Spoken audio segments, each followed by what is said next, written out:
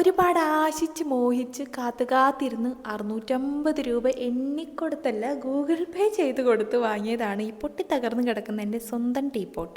ഒരുപാട് ഇഷ്ടപ്പെട്ട് വാങ്ങിയതുകൊണ്ട് തന്നെ പൊട്ടിക്കഴിഞ്ഞപ്പോൾ അത്യാവശ്യം നല്ല വിഷമമുണ്ടായിരുന്നു. പക്ഷേ വിഷമിച്ചിട്ടിരുന്ന് കഴിഞ്ഞാൽ പൊട്ടിയ പാത്രം തിരിച്ചു വരില്ലല്ലോ, അതിന് വേറെ വാങ്ങുന്നെ വേണം. അപ്പോൾ ഇതേ സെയിം ടീപ്പോട്ട് തന്നെ വാങ്ങാമെന്ന് വിചാരിച്ച് ആമസോണിൽ ചെന്ന് കയറിയപ്പോഴാണ് അന്ന് 650 രൂപയ്ക്ക് വാങ്ങിയത് ഇന്ന് 999 രൂപ കൊടുത്താലേ കിട്ടുള്ളൂ.